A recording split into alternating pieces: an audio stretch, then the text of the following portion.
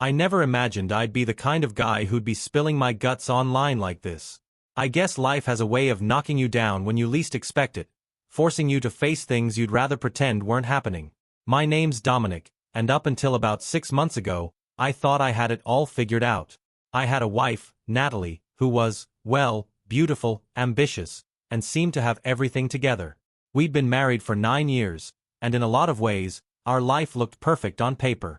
We lived in a nice house, nothing too flashy, but enough to make you feel proud. It was a quiet neighborhood, with the kind of neighbors who would wave when you drove past, not asking too many questions. No kids. Natalie's choice. I'm not gonna pretend it didn't sting a bit at first, but I accepted it. We were both busy with our careers. She worked as a corporate strategist, always talking about how much potential she had, always climbing, while I ran a tech startup. Life was good, or so I thought. Sure, we had our moments, like any married couple, but we never seemed to hit anything major. No big fights. No crazy disagreements. We were a team, or at least that's how I saw it. But looking back, there were signs, tiny little things I ignored. You know how it goes, you think you're too busy to notice, or you convince yourself it's not a big deal. I should have trusted my gut earlier. About half a year ago, though, things started changing. It was subtle at first. Natalie started going out with her friends more. I didn't think much of it. I mean, she worked hard. I worked hard. We both needed our breaks, right? So when she'd head out Friday evenings, all smiles and dressed to the nines, I was fine with it. She'd come back late, smelling like wine and expensive perfume, and I'd joke, "Did you have fun?" She'd smile that perfect, practiced smile of hers and say, "Of course. Just catching up with the girls." At first, I brushed it off. But then it started to happen more often. And not just the going out part. Her wardrobe began to change, too. Suddenly, the dresses she wore, those tight, revealing ones, started to show up more often. You know, the kind of dresses that make you think, that's not something she'd wear just to meet her friends for drinks. I didn't say anything. I didn't want to be that guy, the controlling husband. I convinced myself I was overreacting. But deep down, I knew something was off. It wasn't just the clothes, though. It was her attitude, too. She'd get home, and there was this vibe. A different kind of energy in her. It wasn't the kind of buzz I'd expect from a fun night with friends. There was something else, something I couldn't quite put my finger on. She'd walk through the door, a little too pleased with herself, her eyes a little too bright. It wasn't just wine. It was something else, something more intimate. I started getting this feeling that I was losing her, that she was slipping away from me, piece by piece. Still, I ignored it. Told myself, maybe she's just in a phase. But deep down, I couldn't shake the feeling that things weren't as they seemed. And that gut feeling of mine? It was right, and I was about to find out just how badly I'd been ignoring the truth. It's strange how quickly something can go from feeling like a minor annoyance to feeling like an open wound. I didn't want to believe it at first. I mean, we had everything, right? The house, the life, the ideal marriage. What did I have to worry about? But as the months went on, that gut feeling I'd been brushing aside just got louder. And I'm not one to ignore my instincts, but I'd let myself fall into that comfortable routine of pretending things were fine. I didn't want to rock the boat. But one evening, that all changed. It was a Saturday, maybe 2 months ago. Natalie had planned yet another night out with her girls. I wasn't thrilled about it, but I'd been working late that week, and I figured, hey, let her have her fun. I'll just relax here, catch up on some shows. The night went on like any other. I didn't hear from her by 10, then 11, and I'll admit, I started getting a little impatient. It wasn't unusual for her to stay out late, but this time, I don't know, something about it felt different. I couldn't shake the feeling that I was being kept at arm's length, like I was being shut out of her world little by little. It wasn't just the late nights anymore, it was everything. Her attention seemed to be elsewhere. Around midnight, I started pacing. I knew I shouldn't care. It's just a night out, right? But I couldn't stop thinking about how often this had been happening. I grabbed my coat, told myself I was just going for a quick walk, but really? I was going to follow her. I know. It wasn't the healthiest choice. But I wasn't thinking straight. I just needed to know. I hopped in my car and drove downtown. I wasn't sure where she'd gone, but I had a hunch. There's this upscale bar she likes to frequent with her friends. It's fancy, the kind of place where you get carded for a club soda. So, I went there. The parking lot was full, cars all lined up like it was the hottest spot in town. I parked a couple blocks away and started walking. When I got to the entrance, I didn't see her at first. But then, I saw them. Her and some guy. They were standing near the bar, laughing a little too close, holding on to each other a little too long. I could see her face in the dim light, her eyes sparkling, that smile of hers, the kind that made her look like she was 1,000 miles away from me. She was leaning into him, touching his arm as they talked. My heart sank. I tried to stay hidden, but my mind was racing. My thoughts were all over the place, a mix of disbelief and rage. That guy. He didn't look like a friend. He was leaning in a bit too much, his hand on her waist for a moment longer than it should have been. They weren't just talking. They were into each other. I don't know how long I stood there. My hands were shaking, my stomach in knots, but I couldn't look away. I needed proof. I needed to see if what I was feeling was real, if my worst fears were about to be confirmed. And they were. They walked off together, the guy's arm around her waist, and I followed them. I didn't want to, but I had to. I needed to know. They didn't even look back. I watched as they disappeared into the alley behind the bar, and then into a car that pulled up. It wasn't until that car drove away that my feet started moving again, my mind reeling. I couldn't breathe. I couldn't think straight. I didn't know what to do with myself. I felt this sick, hollow feeling in my chest like I'd just lost everything in a single brutal moment. The man I had been, the trusting husband, the guy who never questioned his wife, he was gone, replaced by something darker. I didn't know how to react. I didn't know how to process what I had just seen. I drove back home in a daze, like a shell of myself. By the time I got inside, it was almost 2 a.m. She was already home, stumbling through the door with that familiar scent of wine and perfume. The same routine, the same fake smile. "Did you have fun?" I asked, like a damn fool. She grinned. "Of course. Just catching up with the girls." I didn't say anything. I couldn't. Not yet. But my mind was racing. I knew what I had seen. And I knew it wasn't just one mistake, one lapse in judgment. This was something else. This was betrayal. And as much as I wanted to scream at her, to confront her right there, I stayed quiet. I didn't trust myself not to lose it. I had to think this through. I didn't know what I was going to do. But one thing was clear. I wasn't going to just sit back and pretend nothing had happened anymore. This wasn't a mistake. This was her choice. And that, well, that was something I could never unsee. I won't lie, the first few days after I saw Natalie with that guy were a blur. I was angry, confused, heartbroken, all of it at once. But the worst part was the crushing feeling of being a fool. I'd trusted her completely, and now I felt like an idiot. I didn't know how to process it. How to take the life I thought I had, the life I'd built with her, and fit it into this new reality where everything felt like a lie. For a few days, I didn't say anything. I wanted to confront her, to ask her straight up what was going on, but I didn't want to give her the satisfaction of knowing I was hurt. I mean, I couldn't let her see how much she'd gotten to me, right? But the more I thought about it, the more I realized that I wasn't just angry. I was deeply, painfully betrayed. And I wasn't sure how to fix it, or if it even could be fixed. I tried to go about my normal routine, keeping busy with work. But every time I saw her, I could feel the weight of what I knew hanging in the air. Every smile she gave me, every "how was your day," felt like a punch in the gut. She had no idea that I knew.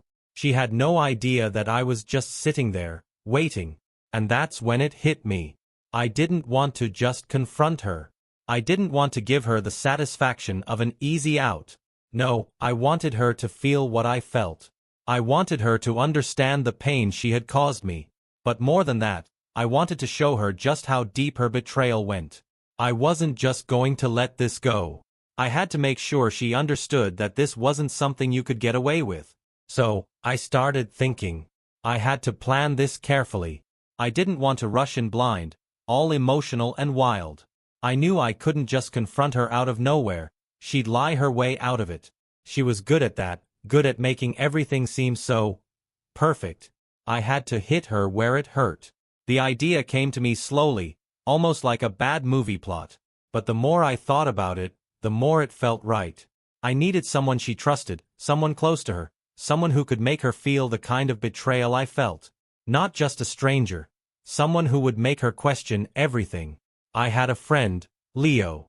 We'd known each other since college, and he was one of those guys who you could always rely on for anything, even if he wasn't the most upstanding guy in the world.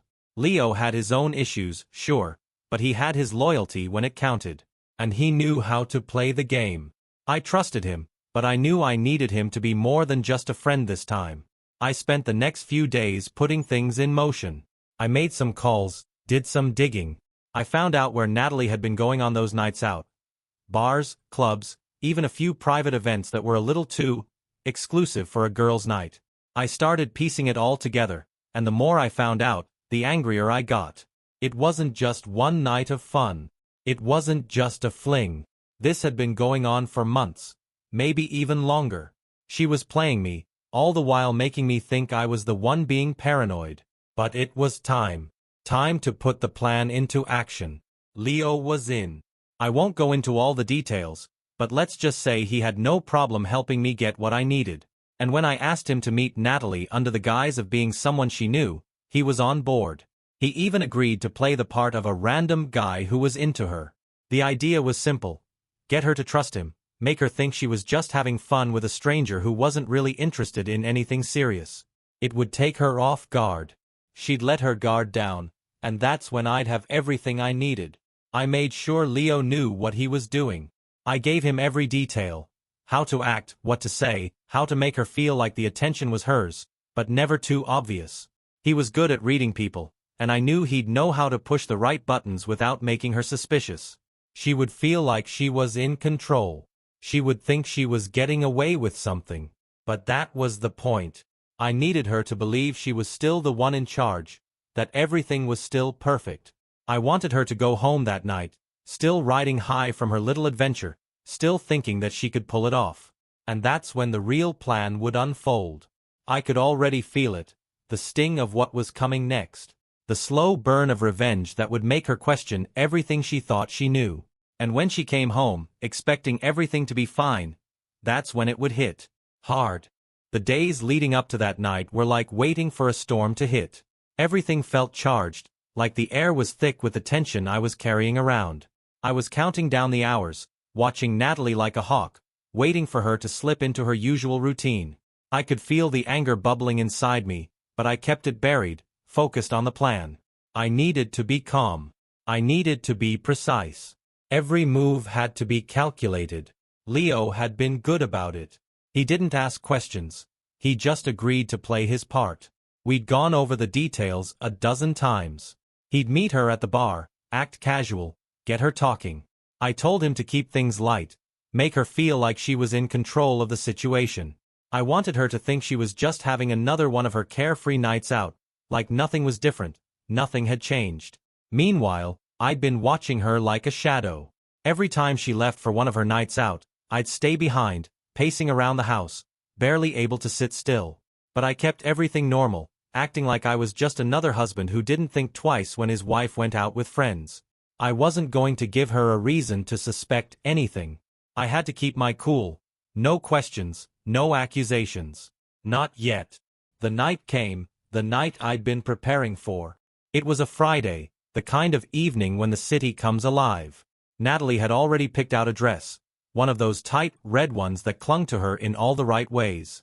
She was glowing as she got ready, oblivious to everything. I tried not to look at her, to focus on what I had to do. But when she came down the stairs, looking so damn beautiful, I could feel the knot in my stomach tightening. She was so sure of herself, so carefree, like everything was still the same.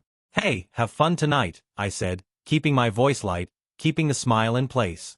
She flashed me that perfect smile of hers, the one that had been hiding so many secrets. "I will. You'll be fine, right?" "Yeah, I've got some work to do," I lied. I wanted to scream, to tell her that I knew exactly what she'd been up to.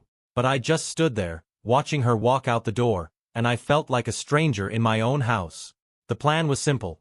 Leo would meet her at the bar, play the part of a charming, interested guy who made her feel special, make her think she was just a woman out for a good time. He'd keep things subtle but close enough that she'd feel like the flirtation was all on her terms. She was the one in control. And that, I knew, was exactly how she liked it. I spent the next few hours pacing the house, waiting for my phone to buzz with news. I kept the lights low, pretending I was busy with work, but I couldn't focus. Not when everything was hanging on this one night. I knew this was the moment when it would all come crashing down on her. The moment when everything she had carefully built, her lies, her manipulation, her secret life, would unravel before her eyes. I kept thinking about how long this had been going on. How many nights had she come home, pretending like everything was normal? How many times had I asked her if she had fun, only to hear that same damn response? Of course, just catching up with the girls. The lies were as routine as her perfume. I hated it, but I was about to give her a taste of her own medicine. Around midnight, I got the text I'd been waiting for. Leo was in. Natalie had started to let her guard down. He'd been doing his part perfectly. She was tipsy, chatting away, feeling good about herself, enjoying the attention. I could almost picture her in my head, laughing, flipping her hair, thinking she was pulling it all off. It made me sick, but I couldn't stop now. I'd already gone too far down this path. The final part of the plan was in motion. I had a meeting set up with one of my old friends, someone Natalie didn't know as well but would never expect to be involved in any of this. This friend, Sarah, had agreed to help me set the stage. She was going to be at my house, just hanging out, making herself at home. The idea was to make sure Natalie would walk into the mess I'd set up. I couldn't do it by myself. I needed someone on the inside, someone who could help me show Natalie just how easily everything could fall apart. When she came home, I wanted it to be clear that she wasn't the only one who could play the game. She wouldn't have a clue what was coming until it was too late. I wasn't going to give her the satisfaction of controlling the narrative. And when she did come home, I would be there, waiting for her with everything ready. The stage was set. The trap was laid. All I had to do now was wait. The house felt empty when she left that night, quieter than it ever had been. 4 hours, I did nothing but wait. It's funny how time stretches when you're on the edge of something, like you can feel it coming, but it's still just out of reach. Every minute felt like an eternity. I didn't turn on the TV or try to distract myself with anything. I couldn't. I kept replaying the plan in my head, making sure everything was lined up perfectly. Around 2 a.m., the sound of her car pulling into the driveway broke the silence. My heart kicked into my chest. She was back. I kept my cool. I heard her heels click against the pavement, her voice carrying a little too loudly as she unlocked the door. "Hey babe, I'm home," she called out like everything was normal. I didn't respond right away. I let her walk in and start taking off her coat before I stood up from the couch. Sarah was sitting on the chair by the door, looking calm, as though she'd been there for hours. We exchanged a quick glance. She knew what was coming. The door creaked open. Natalie stepped inside, still glowing, looking like she'd had the time of her life. Her eyes lit up when she saw me. She was tipsy, and I could tell she thought she'd gotten away with everything. She still had that air of confidence about her. That's how she always was. In control. I almost hated how she could just carry on with this false sense of peace, pretending nothing was wrong. "Did you have fun?" I asked, keeping my tone casual, but I swear I saw her freeze for just a split second. She probably wasn't expecting me to be up this late, let alone ask her that question with the kind of calm I was faking. "Oh, you know, the usual," she said with a small laugh, as if everything was fine. "Just hanging out with the girls. We went to that new place on 5th. It's so cute, you'd love it." I nodded, staying quiet. She dropped her purse on the table, moving toward the kitchen to grab a glass of water, thinking everything was still on track. She didn't notice Sarah watching her closely from the chair. She didn't notice the look in Sarah's eyes, or how the tension was thick in the air. I couldn't keep it in any longer. "You know, you've been out a lot lately," I said, my voice steady but cutting. "Funny how you never mention the guys you've been hanging out with. Especially the ones who get a little too friendly." That caught her. I could see it in the way her hand froze, water half poured into the glass. Her eyes narrowed, but just for a second. "What do you mean?" she said, her voice a little too sharp, like she was trying to hide the edge creeping in. "What guys?" I took a step toward her, keeping my gaze locked on hers. "I know about the man you've been seeing, Natalie. The one you've been sneaking around with for months." Her face went pale. I saw it then, the mask slipping. For the first time in a long time, she wasn't the woman who had it all together. I wasn't sure if she was more shocked or scared, but whatever it was, she wasn't prepared. She couldn't hide it. "What are you talking about?" Her voice was shaking, and I almost didn't recognize her. "What man? What nonsense is this?" "I saw you, Natalie," I said, my voice low, controlled. "I followed you one night. You went to that bar, and you were with him. The guy you've been sleeping with."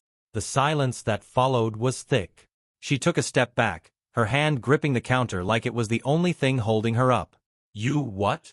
"You," her words caught in her throat, and she looked over at Sarah, who hadn't moved from the chair, arms crossed and waiting.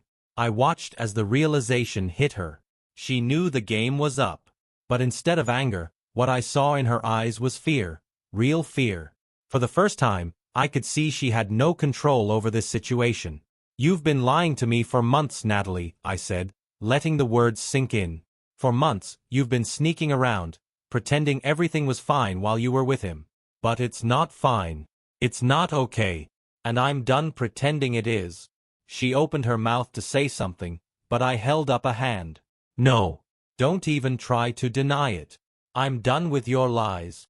She looked like she was about to break down, but she stopped herself. For a second, I thought maybe she'd come clean, maybe she'd finally tell me everything. But instead, she stood there, her hands shaking as she said, Dominic, I didn't mean to hurt you. It just happened. It wasn't planned. You wouldn't understand." "Oh, I understand all right," I cut her off, my voice colder than I'd ever heard it. "I understand that while I was working my ass off, trying to build a life with you, you were out there with him. You were out there lying to me, breaking everything we had. That's what I understand." She took another step back, and this time I could see the panic in her eyes. She was shaking now, not with anger, but with guilt.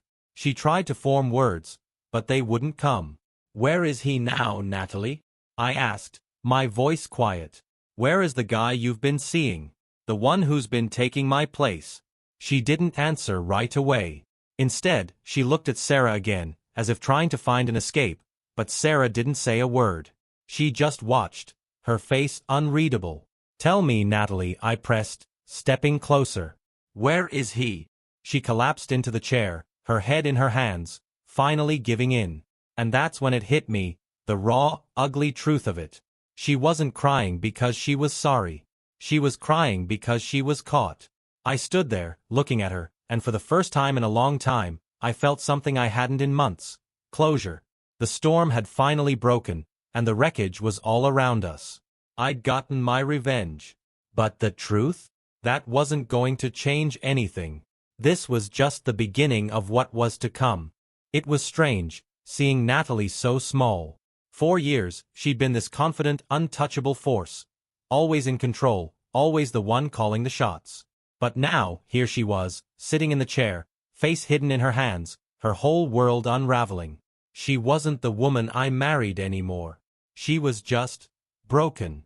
And honestly, I didn't feel the satisfaction I thought I would. Instead, I felt empty.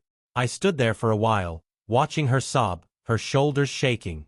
She wasn't begging for forgiveness, not yet, but I could tell she was at a loss. She didn't have a leg to stand on. There was no excuse for what she'd done. I'd given her the chance to be honest, and instead she'd betrayed me. That wasn't something you could take back, no matter how much you cried afterward. I glanced over at Sarah, who was still seated, not saying a word. She hadn't needed to be involved more than that, and she didn't try to make herself a part of the drama. She just let it happen. I appreciated that. She knew what I needed. She knew this wasn't just about revenge. It was about getting Natalie to face the consequences of her actions. I didn't look back at Natalie immediately. I wasn't going to give her the satisfaction of seeing me struggle. I took a deep breath, trying to collect myself. I was furious, yeah. But I wasn't going to let her see how much it hurt. Not yet. You're right, I said, my voice steady, though it felt like I was swallowing glass. I wouldn't understand. You've been living in some fantasy where you could have everything. Me, and him, and the perfect little life you wanted. You've been lying to me for months, and all this time, I thought I was your partner. But I wasn't, was I? I didn't wait for her response. She couldn't even look at me, and that told me everything I needed to know. I wasn't angry, not in the way I'd expected. It wasn't rage bubbling over. It was cold. A cold, numb kind of hurt that ran deeper than anything else. It was like I was watching my entire life fall apart, piece by piece, and all I could do was stand there. You think I don't understand? I continued. I understand that you've chosen this, that you've decided your happiness is more important than everything we've built together. So go ahead. Tell me your side of the story. Tell me how I didn't give you what you needed, how you fell in love with someone else. Tell me all of it. But know this, it doesn't change anything. She opened her mouth, but no words came out. Her face was flushed, the tears still flowing, but she wasn't making a sound. That silence was the worst part, the silence after all the lies had been uncovered. There was no way to go back from this. I turned away, feeling like I might suffocate in this room. I can't do this anymore, Natalie. I can't keep pretending I don't know what's going on.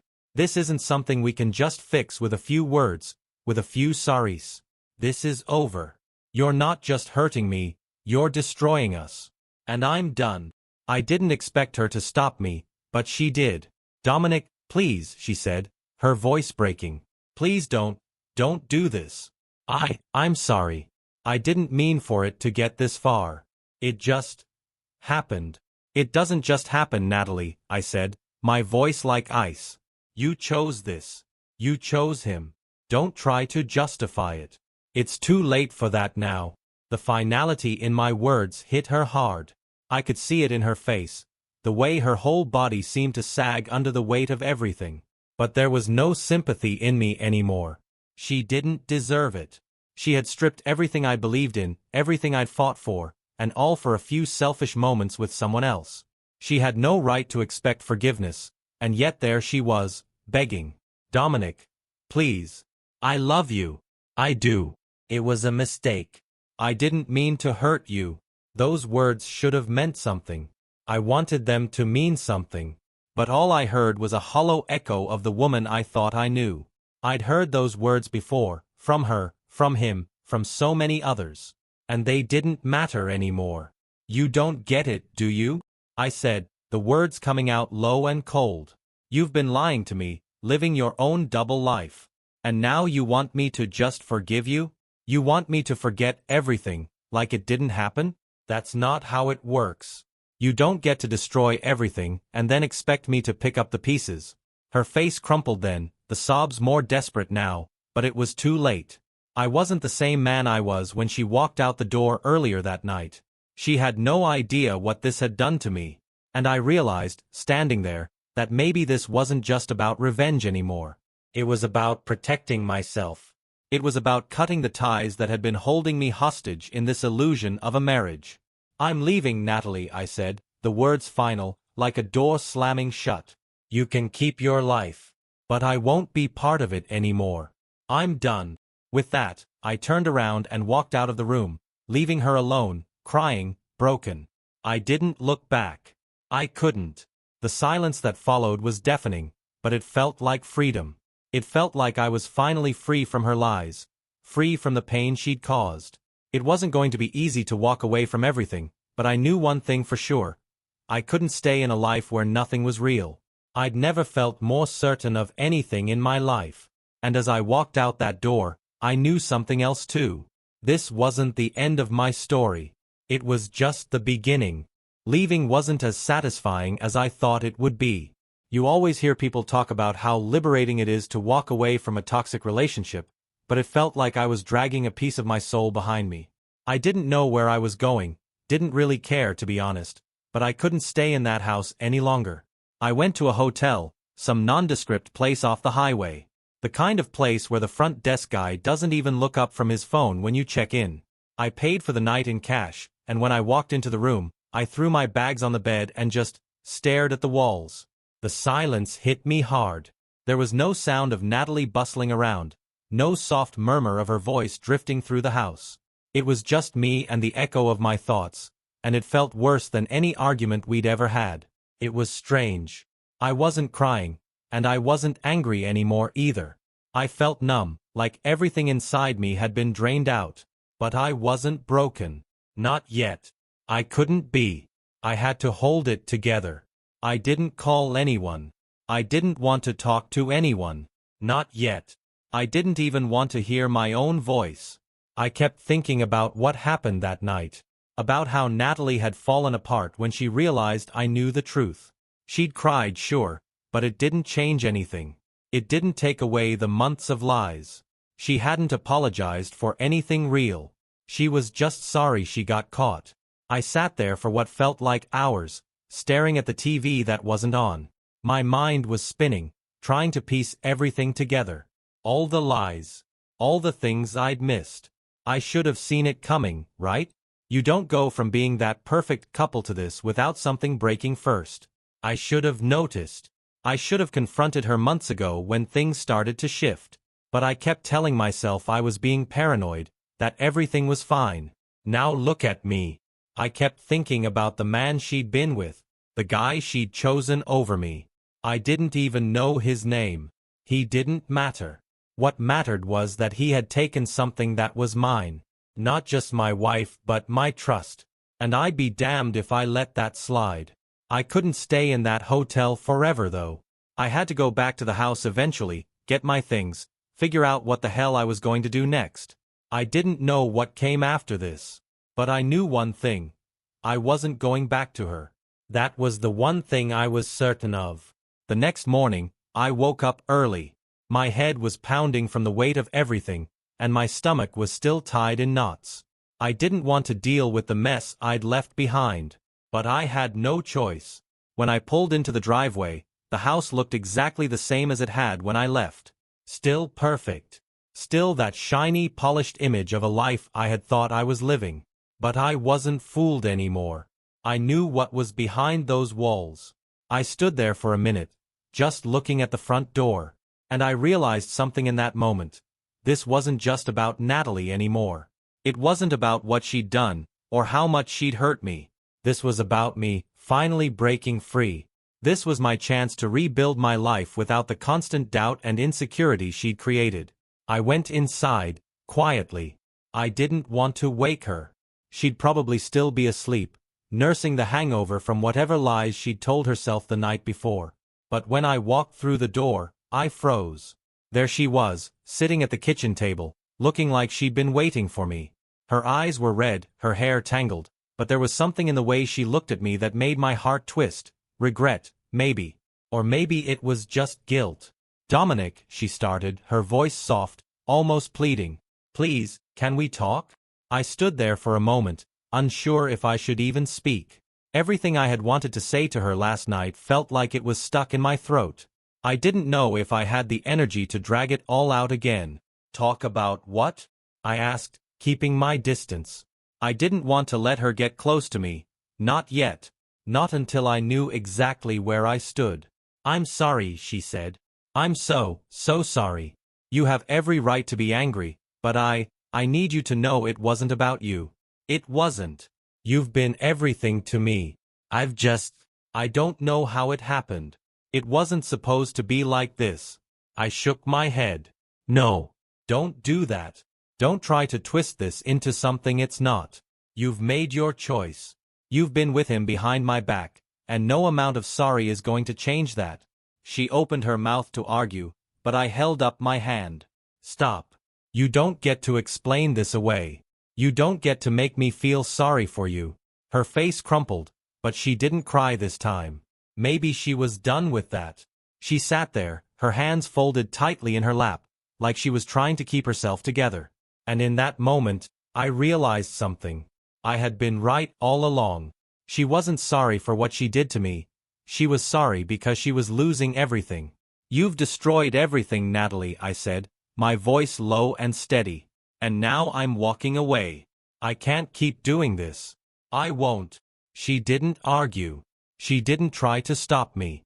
She just nodded, the tears finally coming. But by then, it was too late.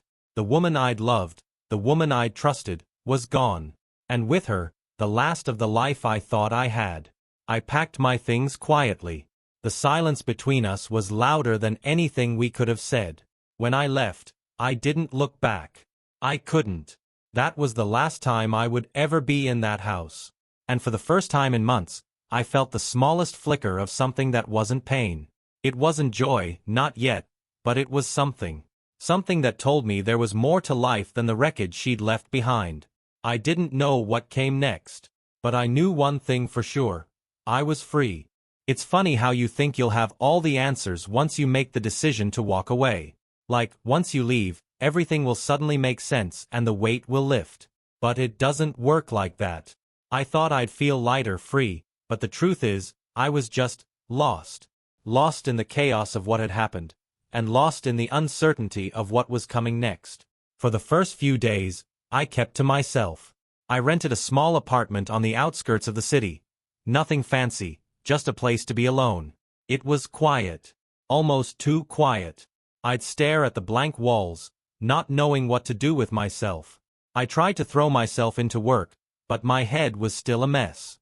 Every time I sat down to focus, my mind kept going back to Natalie, to what she'd done, to the lies. It wasn't the anger that was eating at me, it was the emptiness. I kept thinking about all the years we'd spent together, thinking how everything we'd built meant nothing in the end. It didn't matter how much love I'd put into it. It didn't matter how much effort I'd put in to make her happy. In the end, she'd chosen someone else. And now I had to live with that. But that wasn't the worst part. The worst part was that I had to figure out who I was without her. I'd been Dominic and Natalie for so long that I had forgotten what it felt like to just be Dominic. I didn't know what I liked, what I wanted. I didn't even know what made me happy anymore. One morning, about a week after I moved into the apartment, I woke up early, my head still heavy with the thoughts of the past. I tried to push them away, but they wouldn't let go. I stared at the ceiling, and for the first time, I realized something. I couldn't keep drowning in this. I couldn't keep letting this woman, this betrayal, control me. It was time to take back my life. I stood up, went for a run, something I hadn't done in forever. Running was something I'd used to do when I needed to clear my mind, but it felt like a distant memory now. The streets were still dark, the city just starting to wake up. But as I ran, I started to feel something I hadn't felt in a long time, a sense of purpose. It wasn't much, but it was a start. I didn't know how long I ran for, but when I got back to the apartment, I felt different. Tired, sure, but it was that good kind of tired. The kind that comes from pushing yourself past a wall you thought you couldn't get through. I knew I wasn't going to get over the mess Natalie had made of my life in a day. But I also knew that I wasn't going to let it define me. I wasn't going to be that guy anymore. The guy who sat around wondering what went wrong. I was going to move forward, piece by piece. The next week, I ran into an old friend, Jack, at a coffee shop. Jack had been one of my closest buddies back in the day, before everything with Natalie had gotten so complicated. He'd seen me at my best and my worst, but I hadn't talked to him in months. Not since everything started going downhill. He caught me off guard. He was standing in line when I walked in, and he immediately noticed me. "Dominic, man. You good?" he asked, like nothing had changed. But I could tell he could see something was different. I shrugged, not really sure what to say. "Yeah, I'm good. Just getting by." He didn't push me, but I could tell he knew there was more to the story. We sat down and talked for a while, just catching up on life, and I couldn't believe how easy it was. He wasn't asking questions about what had happened with Natalie, and I didn't feel like I had to explain myself. It was refreshing, just talking to someone who didn't look at me like I was broken. "You look better, man," Jack said after a while, his eyes narrowing slightly. "I don't know what it is, but you seem more you. More like the guy I knew before all this." I didn't know how to take that. I had spent so long feeling like a shell of the person I used to be. It was hard to believe that I could ever get back to the guy I'd been before all of this. But hearing him say it made me realize something. Maybe, just maybe, I was starting to find myself again. It's weird, man, I said, sipping my coffee. I'm not sure who I am without her. But I guess I'm starting to figure it out. Jack nodded. Good. That's good. You can't keep waiting around for someone else to fix your life, Dom. You've got to take it back, piece by piece. And you've got to let go of the past if you want to move forward. I didn't have all the answers, but Jack was right. I couldn't keep holding on to the past. I couldn't let it keep dragging me down. The anger, the hurt, it was all a part of me now, sure, but it didn't have to define me forever. It was time to rebuild. Time to find my own peace again. Over the next few weeks, I focused on the things that used to make me feel whole. I went back to the gym, even picked up a few new hobbies. I started writing again, something I hadn't done in years. Little things, little steps, but they were adding up. One night, about a month after I left Natalie, I went out with Jack and a few other friends to a bar. It wasn't anything wild, just a quiet night out, grabbing beers and talking about everything and nothing. I wasn't expecting anything big, but I felt something shift inside me when I wasn't paying attention. I was starting to laugh again. I was starting to feel again. It wasn't just the numbness of getting through each day anymore. It was real, genuine laughter. And for the first time since all of this started, I realized something. I could be happy again. I could move on. It wasn't going to be easy. There were still days when the loneliness hit hard, when memories of Natalie crept back in and threatened to drown me. But I knew that I wasn't trapped in that cycle anymore. I had the power to move forward. And that was enough for now. I didn't need to know exactly what the future held. I just knew I couldn't stay in the past. I couldn't let her, or any of it, define who I was. I was Dominic again. And that was a start. It's funny how life works out, isn't it? You go through hell, feel like you're losing everything, and somehow, you end up finding pieces of yourself you didn't even know you were missing. I never thought I'd get to this point. Never thought I'd feel whole again, especially after everything that happened with Natalie. But here I am. And I'm not the same guy I was when I left her. I'm not that guy anymore. The one who was so wrapped up in her lies that I couldn't see past the hurt. The one who thought my whole world had crumbled.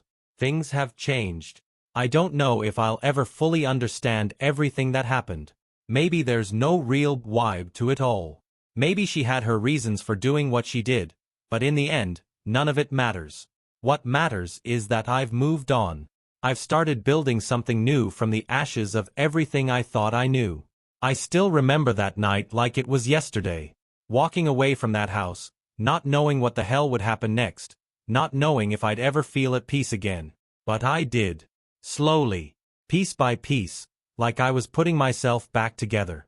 I don't know when it shifted, but I stopped looking over my shoulder. I stopped asking myself, what if? Because the truth is, that life was over. And the one I'm building now? It's mine. I won't say I've forgotten her. How could I? We had 9 years together. 9 years of laughs, of arguments, of memories that I'll carry with me for the rest of my life. But I've learned to live with it, with her being a part of my past. I've accepted that some things, no matter how much we fight them, aren't meant to last. But I'm not angry anymore. I'm not bitter. That was the hardest part, to let go of that anger. It was easy to hold on to let it consume me. It was the one thing that gave me a reason to keep moving, to keep pushing forward. But eventually, I realized it wasn't doing me any good. It was only holding me back. And the truth is, I'm starting to feel something new. Something I thought I'd never have again. It's not love, not yet, but it's peace. Real peace. The kind of peace that comes when you stop letting someone else's mistakes dictate your future. When you stop waiting for an apology that may never come. A few months ago, I ran into someone. I wasn't expecting it, but she was there.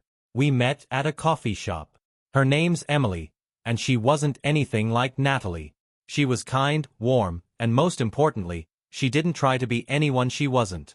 We started talking and it was easy. Too easy, maybe. I wasn't looking for anything, but I guess sometimes life surprises you. I won't say it was instant. It took time. But Emily didn't rush anything. She didn't push me to be anything other than myself. She knew there were scars, knew there was stuff I had to work through, but she didn't judge me for it. She didn't pity me. And for the first time in a long while, I started to feel like maybe I could trust someone again. I'm not jumping into anything. I'm taking my time. But what I know now is that there's more to life than the past. That things can get better. That maybe, just maybe, there's still room for love, even after betrayal. The last time I heard from Natalie, she reached out. It was a text, a simple one, just a hey and a how are you doing? I didn't respond right away. I don't know why I waited. I guess I wasn't sure what to say. But eventually I did. I told her I was doing fine. I didn't go into detail. I didn't need to. There was no anger in my response. No bitterness. I wasn't looking for closure or revenge. I wasn't looking to get anything out of it. It was just a conversation between two people who used to know each other. Two people who had lived a life together, but whose paths had long since split. I think she could tell that. She didn't push it. She didn't ask for anything more. And I think that's when I realized I was finally free. Not just from her, but from the hold the past had over me. I've still got a long way to go. There are days when the memories hit harder than others, when the loneliness creeps in and the weight of everything feels too heavy. But I've learned how to handle it now. I've learned how to keep moving forward, no matter how much the past tries to pull me back. So, here I am, rebuilding. And maybe, just maybe, there's something better waiting for me on the other side. I've been through hell, but I've come out the other side stronger, more whole than I thought I could be. And while I can't change what happened, I can choose how I move forward. And that's exactly what I'm doing.